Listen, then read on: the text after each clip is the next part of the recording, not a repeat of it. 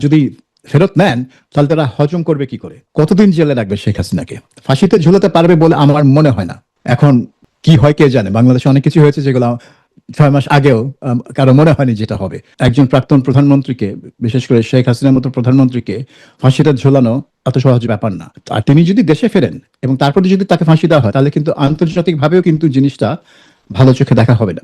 সরকারের মনোভাবটা খুব মানে পরিষ্কার বোঝা যাচ্ছে না। আমার মনে হয় সরকার একটু দোদুল্যমান অবস্থা আছে এই বিষয়ে। আমি দেখলাম যে শেখ হাসিনার সাক্ষাৎকারে তিনি ওইদিকে একটা আভাস দিয়েছেন। কারণ তিনি মানে তিনি কি করছেন এখন সেই জিনিস ব্যাখ্যা করতে গিয়ে তিনি এক জায়গায় বলেছেন যে আন্তর্জাতিক সম্প্রদায়ের সাথে তার যোগাযোগ তিনি বজায় রাখছেন। মিস্টার ত্রিবেদী আলাপ করবেন না এটা আমি ভাবতেই পারবো না।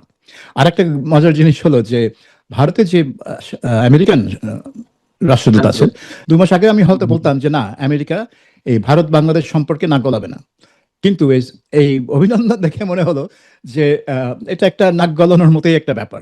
আমন্ত্রণ জানাচ্ছি প্রিয় দর্শক, মানচিত্রের নিয়মিত আয়োজন কথোপকথনে আজকে আমাদের সঙ্গে খুবই গুরুত্বপূর্ণ একটা আলোচনায় যুক্ত রয়েছেন বিবিসি বাংলার সাবেক প্রধান সিনিয়র জার্নালিস্ট সাবির মুস্তাফা।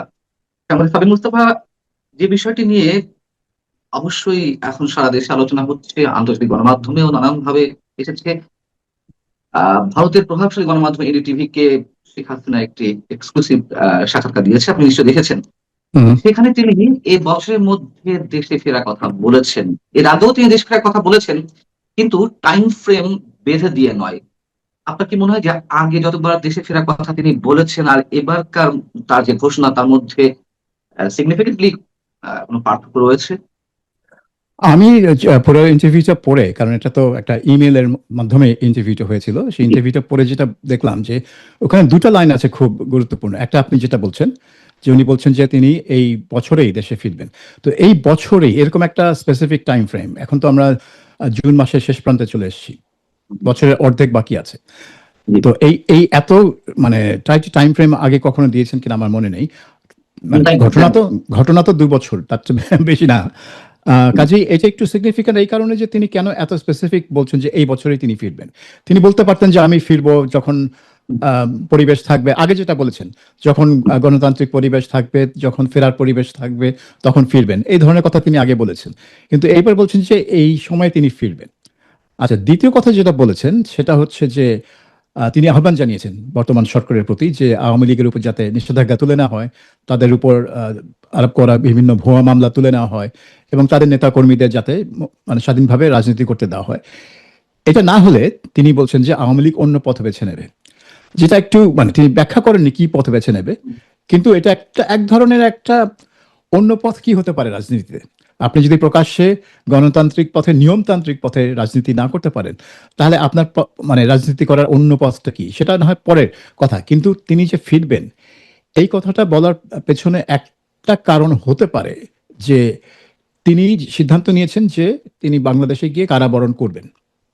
কারণ এখানে বাংলাদেশে ফিরে তিনি কারাগারে যাবেন না এইরকম পরিস্থিতি বাংলাদেশে নেই। এখন প্রশ্ন হচ্ছে যে আন্তর্জাতিক অপরাধ ট্রাইব্যুনালে তার তার বিরুদ্ধে যে মামলা হয়েছিল এবং যে মামলার রায় তাকে যে ফাঁসির আদেশ দেওয়া হয়েছে, সেই ফাঁসির আদেশ বিএনপি সরকার কার্যকর করবে কিনা, এটা একটা বড় প্রশ্ন। এখন তিনি নিশ্চয়ই ফাঁসিতে ঝোলার জন্য বাংলাদেশে ফিরবেন না, এটা কেউ করবে না। এটা তো একটা বোকামি হবে যদি কেউ মনে করে যে তিনি ফাঁসিতে ঝোলার জন্য আসছেন। তো হয় তিনি আসছেন এই আশ্বাসে যে তাকে ফাঁসি দেওয়া হবে না, কিন্তু সেই ধরনের কোনো আশ্বাস পেতে হলে যে ধরনের আলোচনা দরকার, পর্দার আড়ালে যে ধরনের আলোচনা দরকার, সে ধরনের কোনো আলোচনা হয়েছে বলে মনে হয় না। কারণ শেখ হাসিনা নিজেই বলছেন যে তারা কোনো সিক্রেট ডিল তিনি করবেন না, তিনি যা করার, যা কথাবার্তা বলার প্রকাশ্যে করবেন। তো সিক্রেট ডিল যদি না হয় তাহলে তিনি ফিরবেন, ব্যাপারটা একটু আমার কাছে খটকা লাগছে। যে তিনি কি সিদ্ধান্ত নিয়েছেন যে কিছু একটা হবে, আইনগত প্রক্রিয়ার মধ্যে দিয়ে তিনি ফাঁসির থেকে রেহাই পাবেন, কিন্তু তিনি কি আবার তার সারা জীবনকে তিনি জেলে থাকতেও প্রস্তুত? অনেকগুলো ব্যাপার আছে, কিন্তু সবকিছু দেখে মনে হচ্ছে যে সবকিছু যদি আপনি মানে চিন্তা ভাবনা করেন আর তার এই কথা যে আমি এই বছরই দেশে ফিরবো, সে দুটো মেলান, তাহলে মনে হচ্ছে যে তিনি সিদ্ধান্ত নিয়েছেন যে এই মুহূর্তে তাকে দেশে ফিরতেই হবে, এই বছরের মধ্যেই তাকে দেশে ফিরতেই হবে এবং তিনি সেটা করতে চান। সো ওই দিক থেকে আমি মনে করবো যে তার সিগনিফিক্যান্ট যে তিনি একটা সিদ্ধান্ত নিয়েছেন। আপনি বলছেন যে সিক্রেট ডিল হয়েছে কিনা গভর্নমেন্টের সঙ্গে, তেমন কোনো লক্ষণ আসলে দেখতে পাচ্ছেন না, যেহেতু তিনি নিজেই বলেছেন, একেবারে উড়িয়ে দিয়েছেন যে এই ধরনের কোনো সম্ভাবনা নেই, কোনো হুম। ধরনের হিডেন এগ্রিমেন্ট বা এই টাইপের কিছু নেই। তবে ইন্টারন্যাশনাল কোনো কানেকশন তিনি তৈরি করেছেন কিনা, আওয়ামী লীগের ফিরে আসা বা তার ফিরে আসা বা রাজনীতিতে পুনর্বাসিত হওয়া, এটির কোনো ধরনের, যেহেতু হয়তো সরকারের সাথে কোনো ডিল করেনি, কিন্তু বিহাইন্ড দ্য স্ক্রিন আন্তর্জাতিক নানান ধরনের সংযোগ এখানে থাকতে পারে কিনা, যুক্তরাষ্ট্র, ভারত, এইসব, রাশিয়া। আমি দেখলাম যে শেখ হাসিনা সাক্ষাৎকারে তিনি ওইদিকে একটা আভাস দিয়েছেন। কারণ তিনি মানে তিনি কি করছেন এখন সেই জিনিস ব্যাখ্যা করতে গিয়ে তিনি এক জায়গায় বলেছেন যে আন্তর্জাতিক সম্প্রদায়ের সাথে তার যোগাযোগ তিনি বজায় রাখছেন এবং আন্তর্জাতিক সম্প্রদায়কে তিনি মানে বলতে পারে লবি করছেন আওয়ামী লীগের পক্ষে, যে আওয়ামী লীগকে রাজনীতিতে ফিরতে দেওয়া উচিত, এই ধরনের একটা কাজ তিনি করছেন। তো এটা তিনি নিজেই বলেছেন সেই সাক্ষাৎকারে।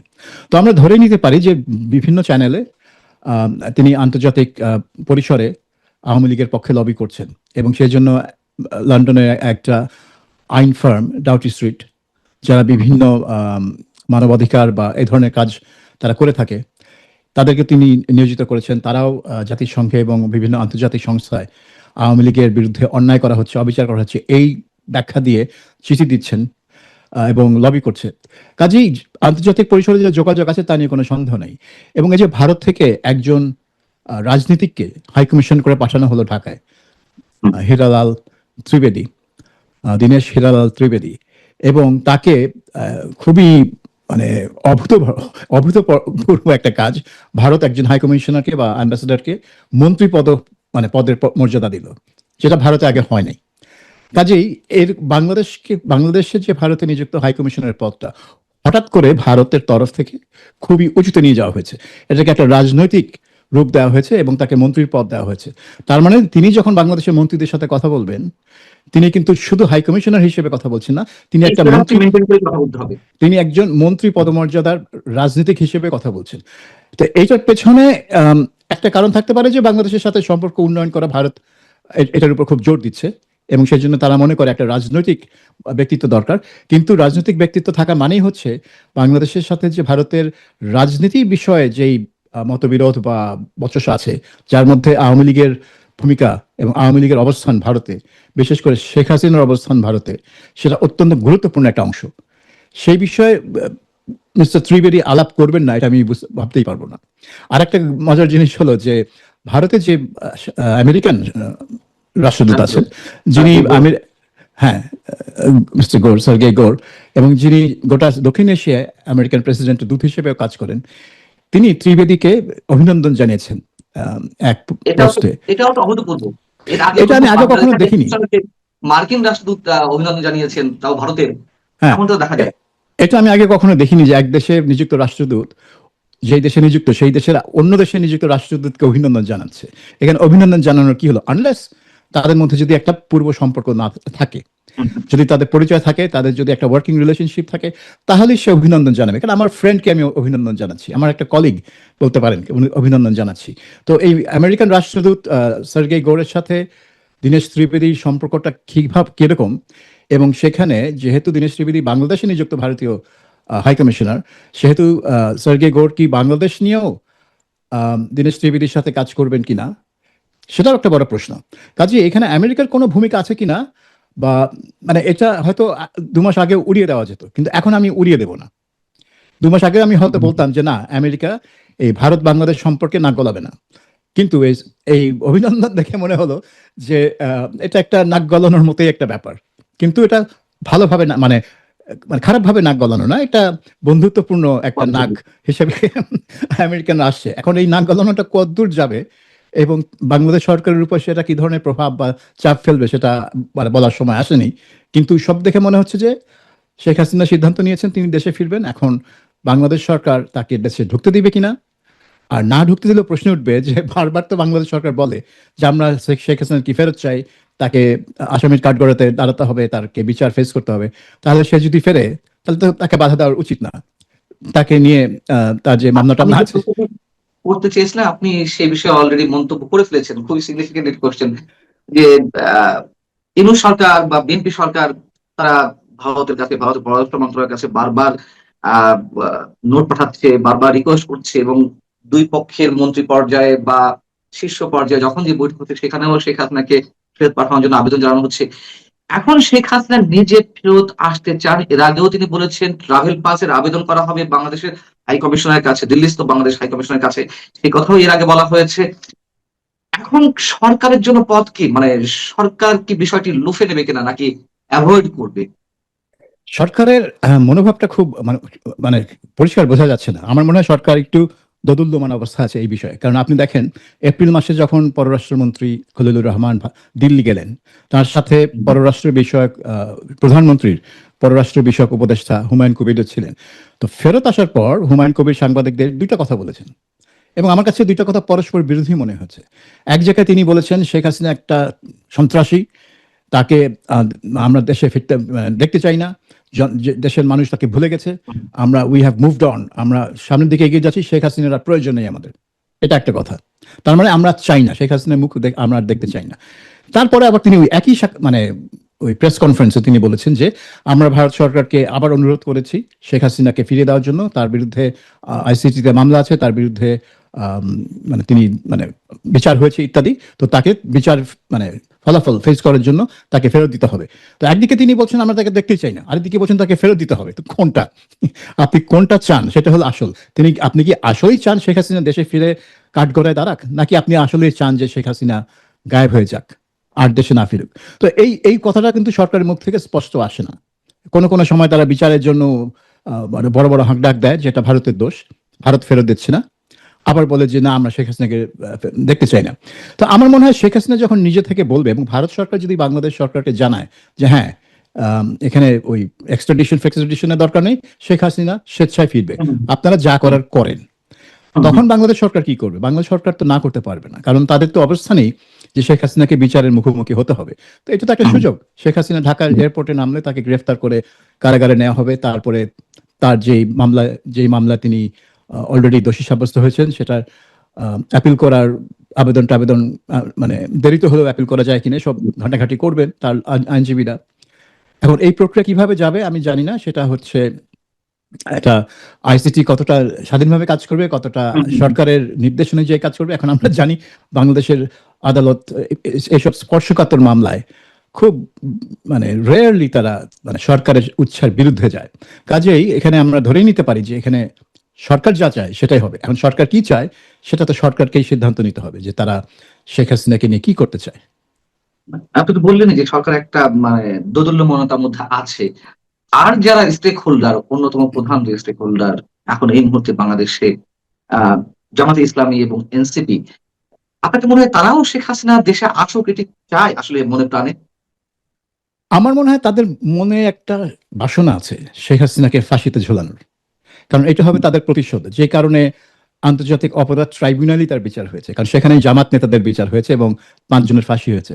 যে কারণে আন্তর্জাতিক অপরাধ ট্রাইব্যুনালের চিফ প্রসিকিউটর হিসেবে তাজুল ইসলামকে নিয়োগ করা হয়েছিল, যিনি জামাত ইসলামের লোক, এবং তিনি জামাত নেতাদের পক্ষে আইনজীবী ছিলেন পুরো ওই যুদ্ধাপরাধীদের বিচারের প্রক্রিয়ায়। কাজে এটা একটা সব পুরোটাই ইউনূস সরকার আমলে সাজানো হয়েছিল একটা প্রতিশোধ হিসেবে। কিন্তু তিনি এই প্রতিশোধটা ছিল তিনি যখন দেশে নেই, অর্থাৎ তাকে অ্যাকচুয়ালি ফাঁসিতে ঝোলানো সম্ভব না। কিন্তু যদি আবার ফাঁসিতে ঝোলানো সম্ভব হয়, আর এখন আইসিটি আর সেই তাজুল ইসলামের হাতে নেই, নিয়ন্ত্রণে নেই, এখন আছে একজন বিএনপি নিয়োগকৃত হ্যাঁ চিফ প্রসিকিউটর হাতে। কিন্তু যখন ওই প্রশ্নটা আসবে আমরা কি আসলেই শেখ হাসিনাকে ফাঁসিতে ঝোলাবো, এই প্রশ্নটা সরকারকে একটা বিষয় আর ঝুলাতে পারবো, একটা বিষয় ঝুলাতে পারবো কিনা মানে সেটাও সম্ভব কিনা বাংলাদেশের ক্ষেত্রে আসলে কি এটি এক্সিকিউট করার সেই ধরনের বাস্তবতা আছে কিনা বাংলাদেশের রাজনীতিতে? আমার মনে হয় যে বাসনাটা আছে এই এনসিপি এবং জামাতের মধ্যে, বাসনাটা যে আছে তা নিয়ে আমার কোনো সন্দেহ নেই। কিন্তু তাদের মধ্যে এই উপলব্ধিটাও আসতে পারে যে একজন প্রাক্তন প্রধানমন্ত্রীকে, বিশেষ করে শেখ হাসিনার মতো প্রধানমন্ত্রীকে ফাঁসিতে ঝোলানো এত সহজ ব্যাপার না। আর তিনি যদি দেশে ফেরেন এবং তারপরে যদি তাকে ফাঁসি দেওয়া হয়, তাহলে কিন্তু আন্তর্জাতিকভাবেও কিন্তু জিনিসটা ভালো চোখে দেখা হবে না। আপনি দেখেন এই আজকেই দেখলাম আমেরিকার একজন দক্ষিণ এশিয়া বিশেষজ্ঞ মাইকেল কুগেলম্যান, যাকে বিভিন্ন সময়ে বিভিন্ন গণমাধ্যম সাক্ষাৎকার নিয়ে থাকে, তিনি বলছেন যে তিনি কল্পনা করতে পারছেন না যে শেখ হাসিনা ফিরবে। হ্যাঁ, এটা হয়তো তার কল্পনার বাইরে, কল্পনা জগতের বাইরের একটা ঘটনা, তিনি কল্পনা নাও করতে পারেন, কিন্তু তারপর বলছেন যে তিনি যদি ফেরেন তাহলে তাকে সারা জীবন জেল খাটতে হবে। তার মানে তিনিও কিন্তু ভাবছেন না যে তাকে ফাঁসিতে ঝোলানো হবে। মানে জেল খাটতে হতে পারে সারা জীবন এবং জেলখানায় তিনি মারা যেতে পারেন, সেরকম ওই দূর পর্যন্ত চিন্তা ভাবনা চলতে পারে, কিন্তু ফেরার পর তাকে ফাঁসিতে ঝোলানো হবে এই চিন্তা ভাবনা কিন্তু খুব কম লোকই করবে। মানে গুপ্ত সুপ্ত বাসনা যতই থাকুক জামাত আর এনসিপির মধ্যে, এই এই কাজটা করা কিন্তু অত সহজ হবে না।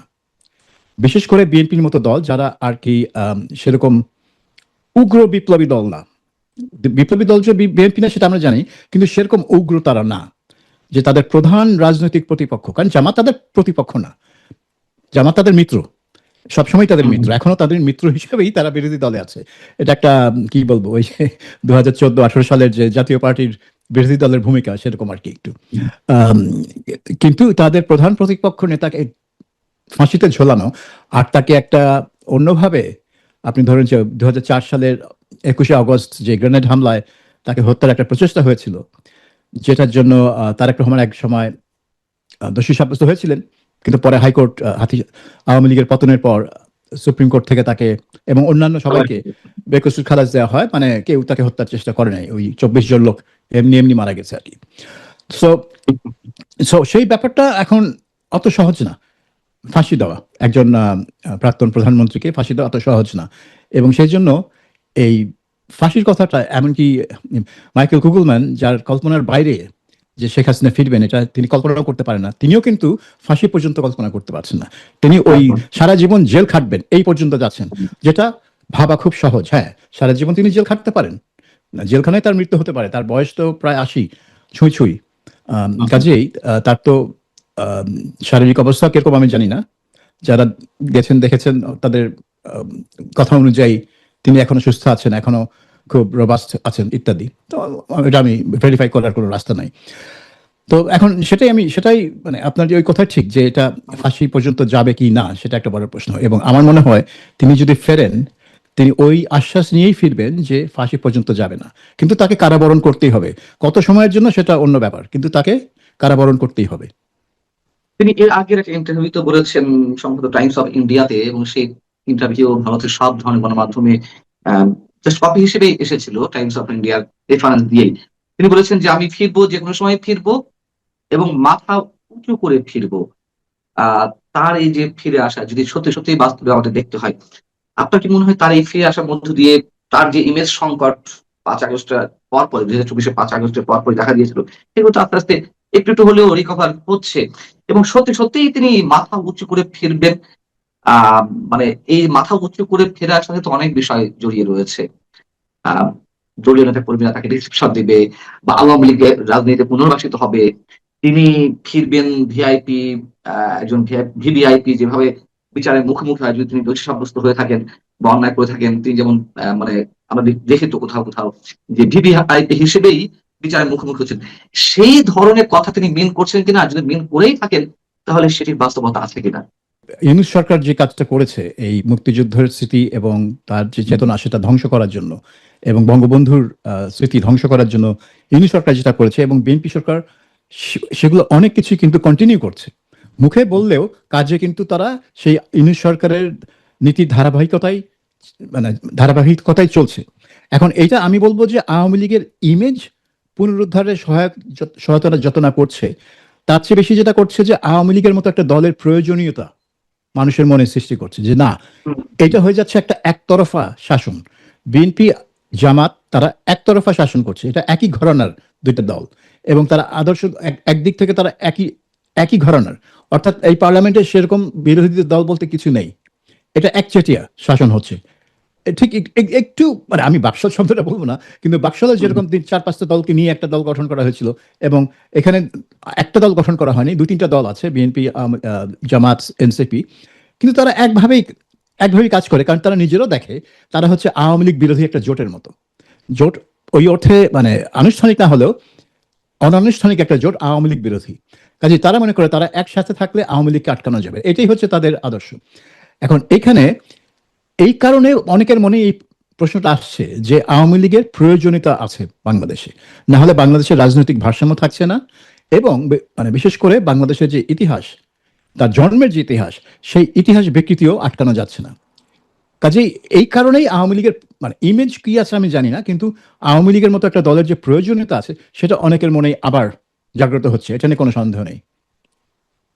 আমার শেষ প্রশ্ন, আপনি মাইকেল কুকেলম্যানের রেফারেন্স দিচ্ছিলেন যে তিনি কি বলেছেন যে তিনি কল্পনাতেও আনতে পারেন না যে শেখ হাসিনা ফিরবেন। মাইকেল কুকেলম্যানের কথা ভাবতে আপনার নিজের কাছে কি মনে হচ্ছে? আপনার দীর্ঘদিনের রাজনৈতিক অভিজ্ঞতা এবং যতটুকু ইতিহাস লব্ধ জ্ঞান আপনার, সেই জায়গা থেকে কি মনে হচ্ছে ফিরে আসাটা সহজ হবে শেখ হাসিনার জন্য, বা ফিরবেন কিনা? না, ফিরেটা সহজ সহজ হবে না। ফিরে আসাটা প্রচন্ড ঝুঁকিপূর্ণ হবে, এটা নিয়ে কোনো সন্দেহ নেই। এখন উনার কথা শুনে মনে হচ্ছে উনি ঝুঁকিটা নিতে প্রস্তুত।